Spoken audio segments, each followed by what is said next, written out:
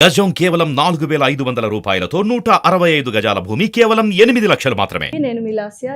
ప్రస్తుతం ఇప్పుడున్న గెస్ట్ ఒక సెన్సేషన్ క్రియేట్ చేసింది మొన్న తెలంగాణ ఎలక్షన్స్ లో. సో శిరీష గారు. శిరీష గారు అంటే గుర్తుపడుతున్నారు, బట్ బరలెక్క అంటే చాలా అభిమానం అనమాట. సో తనే మనతో పాటు ఉన్నారు. నమస్కారం శిరీష గారు. నమస్తే అక్క. ఎలా ఉన్నారు? బాగున్నా. సో ఏంటి అసలు ఆఫ్టర్ ఎలక్షన్స్ 5,000 ఓట్లు అంటే చిన్న విషయం కాదు.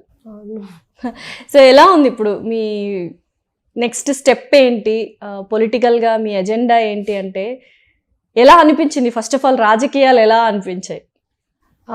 అంటే ఫస్ట్ నాకు అంత రాజకీయం మీద ఇంట్రెస్ట్ లేకుండే, కానీ రాజకీయంలోకి వచ్చిన తర్వాత హ్యాపీగానే ఉంది. కానీ బాగా కుళ్ళు కుతంత్రాలు అవన్నీ ఏమేమో తెలిసినాయి అనమాట. ఇక బాగా ఇంత ఘోరంగా ఉంటుందా అని మాత్రం నాకు తెలియదు, బట్ బాగుంది. ఓవరాల్గా రాజకీయాలు నచ్చింది. సో నెక్స్ట్ ఇంకా రాజకీయాల్లో చూడొచ్చా శిరీష గారు? చూడొచ్చు.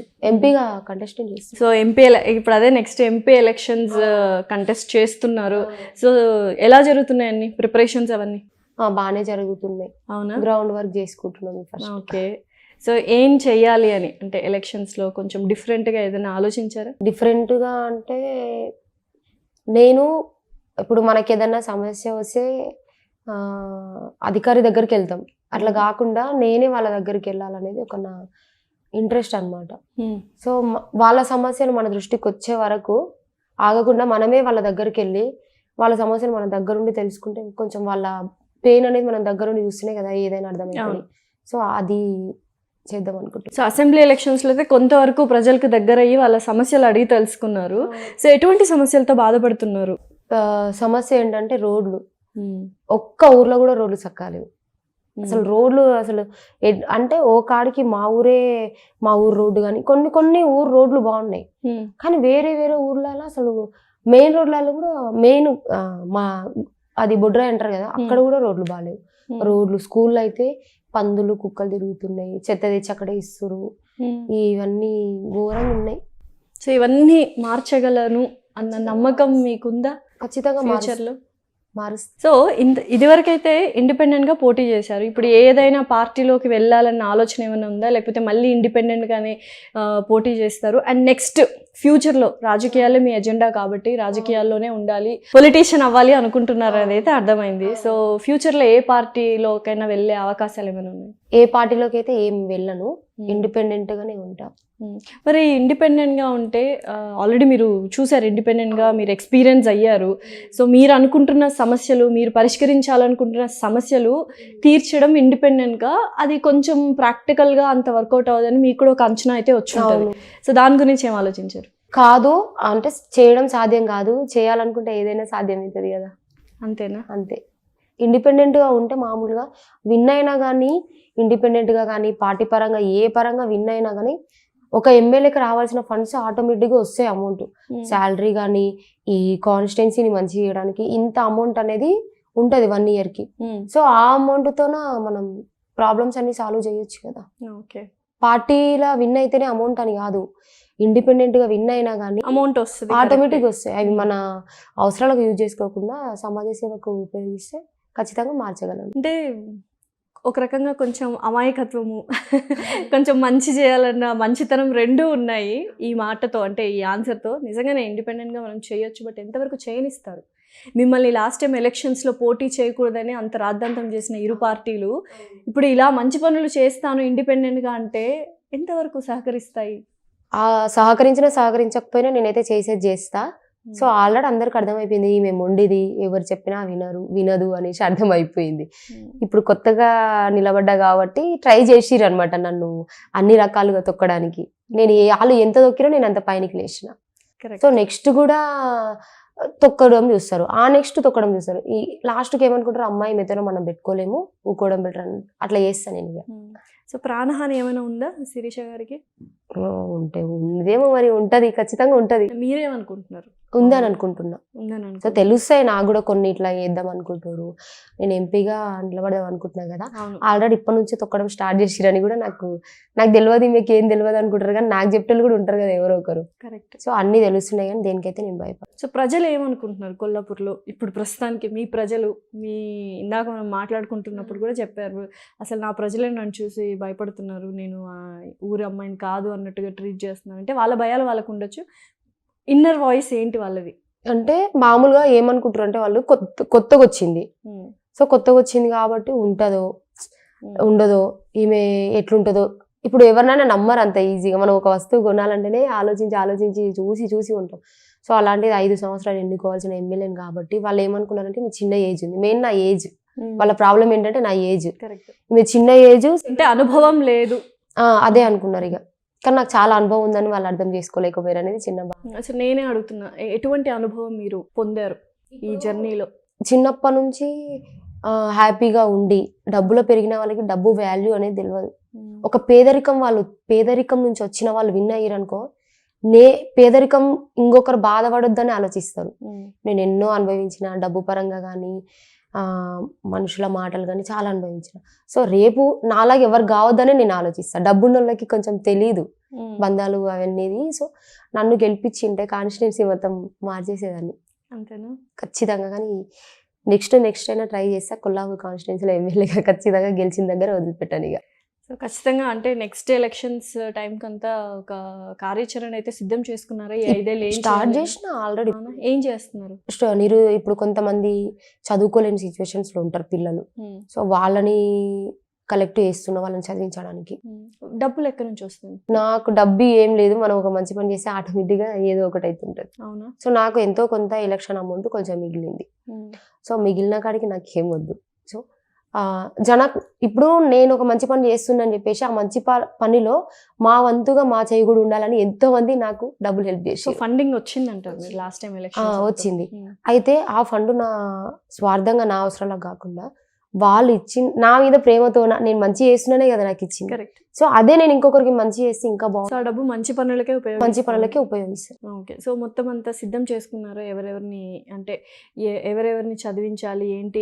ఇంకా చెప్పి పెట్టిన ఆల్రెడీ. తెలుసుకోలేదా ఫ్యామిలీ బ్యాక్గ్రౌండ్ అన్ని తెలుసుకొని హెల్ప్ చేయాలి. సో అవన్నీ నా టీం ఉంది, వాళ్ళు చేస్తున్నారు. అవునా?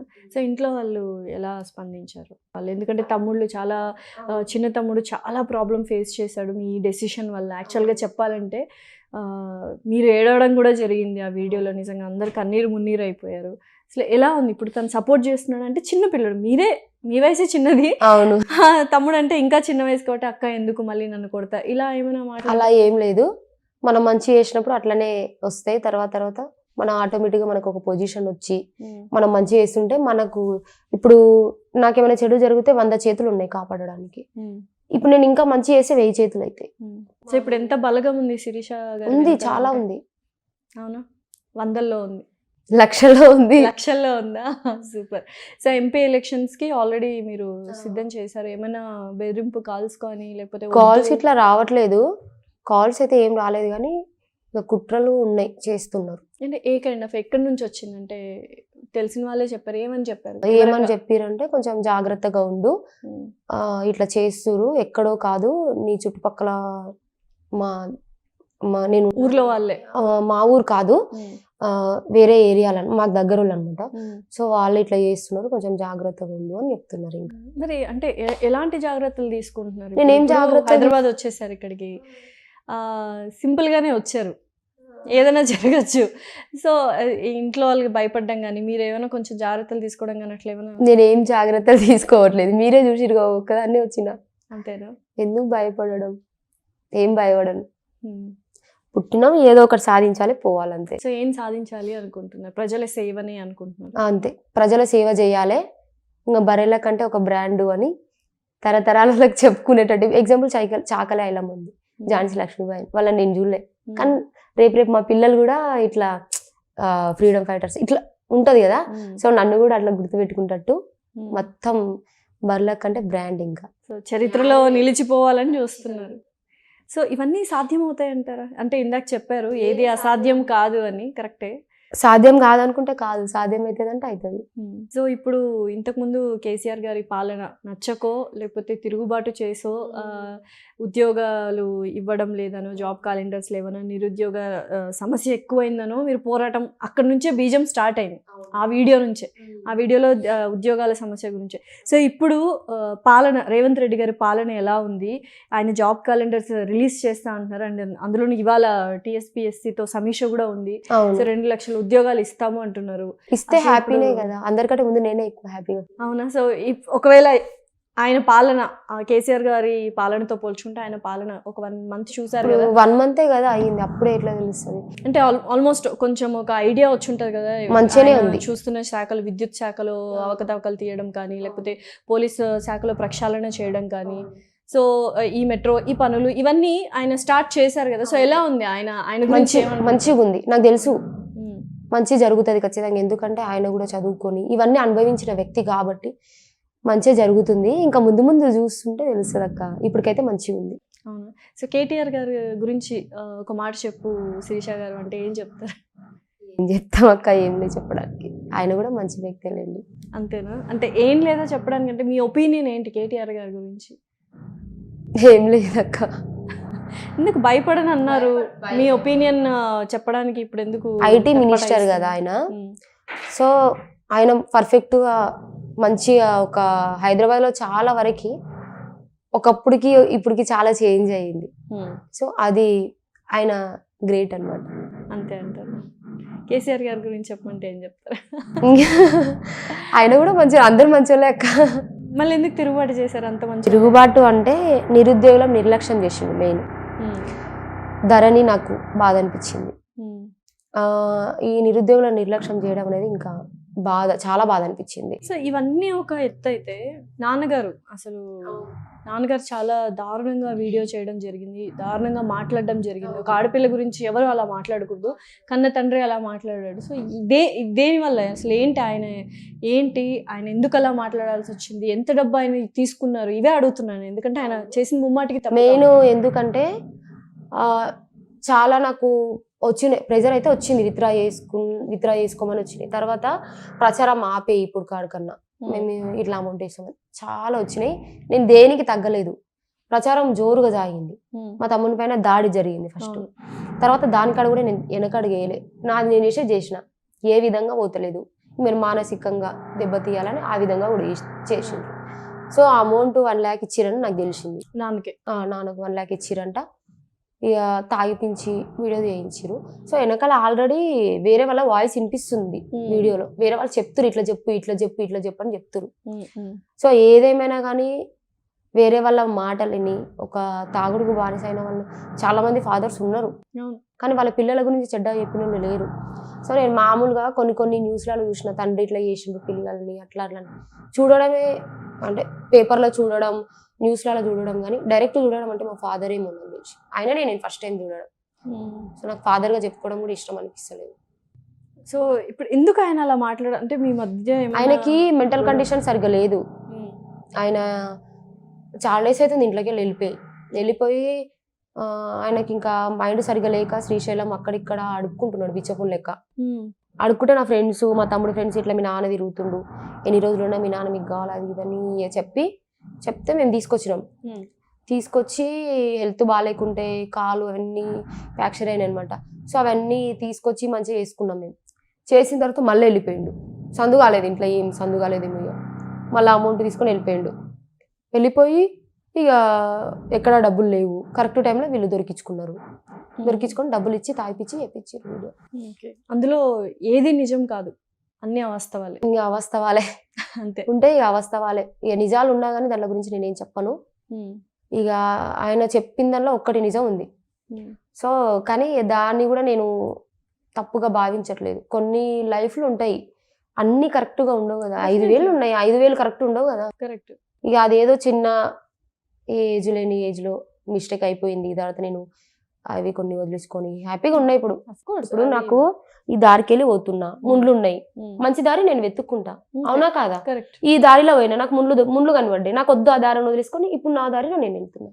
ముండ్లు గుచ్చించుకోవడం బెటర్, మంచి దారిలో పోవడం బెటర్. కరెక్ట్, మంచి దారిలో నాకు నేను పోయిన ఫస్ట్ దారి ముండ్లు గుచ్చించుకున్నా, నాకు నచ్చలేదు, వదిలేసుకున్నా, వచ్చిన. వచ్చి ఇప్పుడు నేను నా చదువు కంటిన్యూ చేసుకుంటున్నా, మా మమ్మీని చూసుకుంటున్నా, నేనంటూ కొంచెం డబ్బులు ఏదో ఇన్స్టా ప్రమోషన్స్ ఏవో ఒకటి చేసుకొని నా కాలం మీద నేను నిలబడి. ఎంత వస్తుంది ఇన్స్టాలో ఎంత రాదక్క, అప్పుడు నాకు అమౌంట్ ఎంత తీసుకోవాలో తెలియక 1500 2000 తీసుకుంటుంటే, అది కూడా కొంతమంది ఫస్ట్ వీడియో అప్లోడ్ చేయి తర్వాత అమౌంట్ ఇస్తాను అట్లా కూడా ఎగ్గొట్టిన వాళ్ళు ఉన్నారు. ఇక నా అమాయకత్వాన్ని వాళ్ళు వాడుకుంటారు. ఎట్లా అంటే సిస్టర్ మేము కూడా నీ లెక్క పైనకి వచ్చిన మేము మాత్రం డబ్బులు లేవు, ప్లీజ్ సిస్టర్ హెల్ప్ చేయండి అంటే నాకు బాధ అనిపిస్తుంది. సరే కొంతమంది హౌస్ వైఫ్స్ ఉంటారు కదా, అట్లా వాళ్ళు సిస్టర్ ఏదో హస్బెండ్ శాలరీ తక్కువ వస్తుంది, నా హస్బెండ్ అండగా ఉండాలి ఇట్లా అట్లా అంటే సరే ఏదో పరిస్థితులు. మంత్లీ ఇన్కమ్ ఓవరాల్ గా ఎంత ఉండొచ్చు అంటే ఎంత రాదు 5,000-6,000 అంతే. అంతేనా? హాస్టల్ ఫీజు ఎలాగా అంటే ఇప్పుడు ఏం చేస్తున్నావు, ఇప్పుడు పాలిటిక్స్ అంటే ఎలక్షన్స్ అయిపోయాయి, మరి ఎంపీ ఎలక్షన్స్ లో మళ్ళీ బిజీ అవుతావు. సో మధ్యలో ఫండింగ్ అయితే నువ్వు డబ్బు ముట్టవు నాకు తెలిసి, మంచి పనులకే వాడుతున్నావు అని నువ్వు ఆల్రెడీ చెప్పావు కూడా నాకు. నేను ఏదన్నా చెప్పను, చాలా వరకు చెప్పినంటే అది ఖచ్చితంగా చేస్తా. సో మరి ఇల్లు గడవడం ఎలాగా? పిల్లలు తమ్ముళ్ళేమో 2 చిన్న పిల్లలు, అమ్మ ఒకటే ఉంది. సో ఎలా మొత్తం జీవనాధారం, ఫైనాన్షియల్ స్టేటస్ ఎట్లా ఉంటుంది? అంటే మామూలుగా మమ్మీ షాప్ నడుపుకుంటుంది, ఇక మామూలుగా నాకు జనాల నుంచి వచ్చిన డబ్బు నేను ప్రజాసేవకే యూజ్ చేస్తాను. సో నేను సంపాదించుకున్న సంపద నా ఖర్చులు. ఇప్పుడు నేను బీడీ చేస్తున్నా, దానికి ఫీజు కట్టుకోవాలి, బుక్స్ కొనుక్కోవాలి, ఎగ్జామ్ ఫీజు అన్ని ఉంటాయి. సో నా ట్రావెలింగ్ ఛార్జెస్ కూడా కావాలి. నేను ఇన్స్టాలో మామూలుగా మళ్ళీ ప్రమోషన్స్ చేసుకుంటున్నా. బిఎడ్ లో ఉద్యోగం వచ్చిన తర్వాత మళ్ళీ రాజకీయాల్లో రావాలంటే నేను కష్టపడి ఉద్యోగం సంపాదించిన ఉద్యోగం కోసం అని నేనేం చదవట్లేదు, డిగ్రీ రావాలి నాకు మెయిన్. ఇప్పుడు ఒక చదువు అనేది మనం ఎంత చదువుతా అంత నాలెడ్జ్ వస్తుంటది. సో దానికోసం నేను చదువుకుంటున్నా, నాకు చదువు అంటే చాలా ఇష్టం. మెయిన్ నేను అంటారు కదా నువ్వు ఇట్లా అంటే, ఎందుకంటే ఉద్యోగం కోసమే ఆ వీడియో వైరల్ అయింది కాబట్టి. అవును, అప్పుడు బాగా ఇంట్రెస్ట్ ఉండే నాకు. నేను ఏ కోర్స్ చేసినా కానీ డిపార్ట్మెంట్ అంటే నాకు ఇష్టం. మస్తు గ్రూప్ 1 పడ్డది, గ్రూప్ 2 పడ్డది, గ్రూప్ 3 గ్రూప్ 4 పడ్డది, కానీ నాకు డిపార్ట్మెంట్ యూనిఫామ్ వేసుకోవాలి. ఆ పిచ్చిలో నేను బాగున్నా, యూనిఫామ్ వేసుకోవడానికి ఘోరంగా చదువుతుంటే. ఈ కేసు పెట్టినాక ఎంత ఘోరంగా చదివినో అక్కడి దాకా చదివి ఇక్కడ దాకా ఆగిపోయినాయి. అంటే అట్లుంటే ఇక టెన్షన్, కేసు అయితే జాబ్ రాదు, కేసు అయితే జాబ్ రాదు, ఆ డిప్రెషన్లో ఉండిపోయినా. బాగా బాధ అనిపించింది. నాలాగా చాలా మంది మీద కేసులు అయినాయి కదా, ధర్నాలు చేసినప్పుడు కేసులు పెట్టిరు.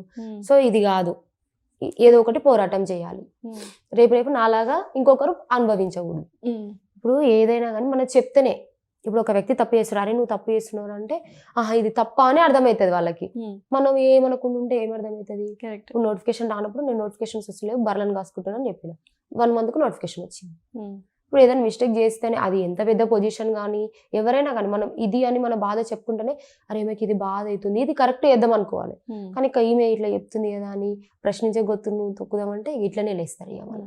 ఇప్పుడు బీఆర్ఎస్ కి వ్యతిరేకంగా నువ్వు పోరాటం సాగించావు. సో ఆబ్వియస్లీ రాజకీయాల్లో ఎలా ఉంటుందంటే, ఎవరికి వ్యతిరేకంగా ఉంటే అనుకూలంగా ఉన్న వాళ్ళు, ప్రతిపక్షంగా ఉన్న వాళ్ళు, ఆపోజిట్ వాళ్ళు వచ్చి మాట్లాడడం కానీ, మా పార్టీలో చేరడం కానీ అలా జరుగుతుంది. సో ఇప్పుడు ఎలాగో నువ్వు అనుకున్నట్టు బీఆర్ఎస్ వ్యతిరేకంగా, బీఆర్ఎస్ ఓడిపోయింది అనుకో, ఓడిపోవాలనుకోలేదు, బట్ వ్యతిరేకంగా పోరాటం చేసావు, అది ఓడిపోయింది, వెల్ అండ్ గుడ్. కాంగ్రెస్ కి నువ్వు సపోర్ట్ చేయలేదు, బట్ స్టిల్ కాంగ్రెస్ నాయకులు కావచ్చు, రేవంత్ రెడ్డి గారు కావచ్చు, మిమ్మల్ని అప్రోచ్ అవ్వడం జరిగిందా, మా పార్టీలో జాయిన్ అవ్వండి, సో నెక్స్ట్ లేదు టికెట్ ఇస్తాము అలా? లేదు, నాకు ఎవరేం పిలవలేదు. అయితే యూట్యూబ్ లో కొన్ని తమ్నైల్స్ పెట్టిండు, బర్లక్కని కలిసిండు రేవంత్ రెడ్డి, ప్రమాణ స్వీకారానికి వచ్చిండు, ఎంపీ పదవి ఇస్తుండ అనేసి కొన్ని ఫేక్ న్యూస్లు హల్చల్ చేస్తారు. సో వాళ్ళు వాళ్ళ రేటింగ్స్ కోసమే అలా పెడుతురు తమ్నైల్స్. సో నాకైతే ఇప్పటికి ఎవ్వరు అప్రోచ్ అవ్వలేదు. అప్రోచ్ అయితే మెయిన్ న్యూస్ పేపర్లు అనేది పెద్ద, న్యూస్ పేపర్లు అబద్ధం వేయడానికి రాదు. ఈ వీడియో చూసిన వాళ్ళకి నేను ఒకటే చెప్తున్నాక, న్యూస్ ఛానళ్ళ పెద్ద న్యూస్ ఛానల్స్ ఉంటాయి, నైట్ టైం వచ్చే న్యూస్ ఛానల్స్, అందులో వాళ్ళైతే ఫేక్ వేయడానికి రాదు, ఖచ్చితంగా నిజమే వేయాలి. సో అలాంటి దాంట్లో వస్తే నమ్మాలి. మీ వ్యూవర్స్ ఉంటారు కదా, వాళ్ళకి ఒకటే చెప్తున్నా, న్యూస్ పేపర్లో వచ్చినాయి కానీ న్యూస్ ఛానళ్ళలో వచ్చినాయి మాత్రమే నమ్మాలి. నా గురించి ఏమైనా వస్తే వాళ్ళు ఖచ్చితంగా చెప్తారు. సో అట్లా యూట్యూబ్ తమ్నైల్స్ చూసి చాలా మంది ఏమంటారు అంటే, ఇంకొంతమంది మహేష్ బాబు గారు వచ్చారంట కానీ కారు ఇచ్చారంట కదా అంటున్నారు, ఇంకా ఎన్టీఆర్ గారు, సోను సూద్ గారు, ఎవరెవరు వచ్చారంట, హెలికాప్టర్లో మీ ఇంటి చుట్టూ డబ్బులు చల్లిపోయారంట అని. ఏ మనుషులు అయినా అనిపిస్తుంది. వాళ్ళు ప్రతి ఒక్కరు అవే క్వశ్చన్స్ అడుగుతారు. ఇక హీరో ఫోటో పెడతారు, పక్కన నా ఫోటో పెడతారు, మధ్యలో డబ్బులు పెడతారు, డబ్బులు ఇచ్చిండని. ప్రస్తుతానికి అయితే మీకు ఏం రాలేదు. ఎవ్వరు రాలేదు, ఒక్క హీరో రాలేదు. జబర్దస్త్ నుంచి అవినాష్ అన్న వచ్చిండు. అవినాష్ అన్న వచ్చి స్పీచ్ ఇచ్చి వెళ్ళిండు. ఇంకా అభి అన్న, ఇంకా డైరెక్టర్ అభి అన్న, అవినాష్ అన్న వచ్చిరు, అంతే. ఇంకెవ్వరు రాలేదు. సో వాళ్ళు ఏమైనా డబ్బు సాయం చేయడం, డబ్బు సహాయం చేయలేదు. డబ్బు కంటే విలువైనది మాట సహాయం చేసింది చాలు. మరి అంతే కదా, ఇప్పుడు వాళ్ళు ఎంత దూరం నుంచో వాళ్ళు ఎంత బిజీగా ఉంటారు మామూలుగా. అట్లాంటిది వాళ్ళు అంత దూరం వచ్చి నాకు ఓటేయమని చెప్పి స్పీచ్ ఇచ్చిరంటే. ఇప్పుడు జేడి అంటే జేడి సార్ వచ్చి మీకు సపోర్ట్ చేయడం గురించి జరిగింది. ఇప్పుడు ఆయన సొంత పార్టీ పెడుతున్నారు, పెట్టిరు కదా ఆల్రెడీ. ఎస్ పెట్టారు. సో దానికి మీరేమైనా జాయిన్ అవ్వాలి అన్నట్టుగా ఏమైనా ఆలోచన ఏమైనా ఉంది? ఇప్పటికైతే ఇంకా ఏం ఆలోచన లేదు అక్క. ఆయన పిలవడం కానీ అలా సార్ ఎప్పుడు నాకు సపోర్ట్ చేస్తాడు. ఆయన మళ్ళీ నేను ఆయనకు ఆపోజిట్ నిలబడ్డాని నన్ను దూషించడం అట్లయితే చేయదు. నువ్వు ఏ విధంగానే చేయి. ఆయన ప్రజలకు మంచి చేయాలనే పార్టీ పెట్టిండు. సో నేను ప్రజలకి మంచి చేయాలనుకుంటున్నా. సార్ నేను ఎక్కడికి వెళ్ళినా ఎక్కడున్నా ఆయన సపోర్ట్ అయితే నాకు. ఏదో ఒక రోజు అంటే మంచి చేద్దాము అన్న దృక్పథంతో ఉన్నావు కాబట్టి మీరు ఏదో ఒక రోజు మీకు అర్థమవుతుంది, ఓకే ఒక పార్టీ ఉంటేనే నేను ఆ పనులన్నీ చేయగలను.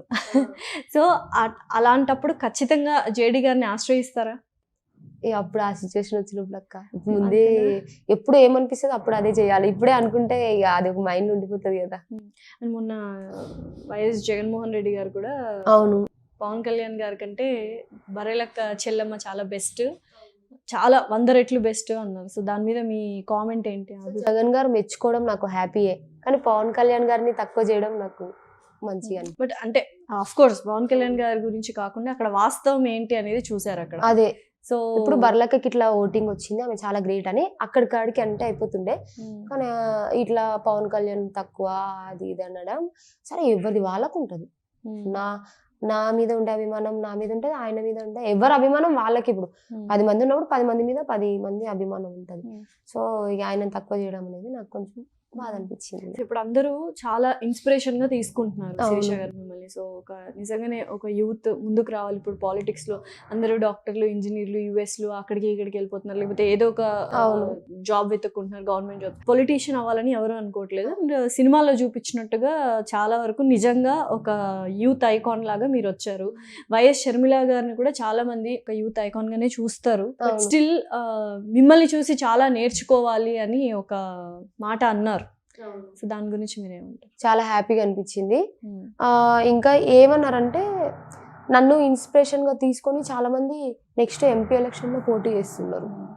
నిజమే, మాకు కూడా కాల్స్ వచ్చాయి. యాక్చువల్గా బర్రెలక్క గారి ఇన్స్పిరేషన్తో నేను ఎంపీగా పోటీ చేయాలని చెప్పి నిజంగానే ఒక 2-3 కాల్స్ నిజంగానే వచ్చాయి. బట్ వాళ్ళ ఎజెండా ఏంటి అనేది మనకు. ఎమ్మెల్యేగా కూడా నిలబడుతున్నారంట ఏపీలో. నెక్స్ట్ ఎమ్మెల్యే ఉన్నాయి కదా అప్పుడు కూడా నిలబడతామన్నారు. ఆల్రెడీ ఇంటికి వస్తున్నారు, ఎట్లా నిలబడాలి, ఎట్లా అమౌంట్ ఖర్చు పెట్టాలి, ఎట్లా ప్రచారం చేయాలని నన్ను అడుగుతున్నారు. వచ్చి ఒక ఐడియా వచ్చిందా? వచ్చింది కొంచెం. సో వాళ్ళందరికీ చెప్పారా మరి? చెప్పిన.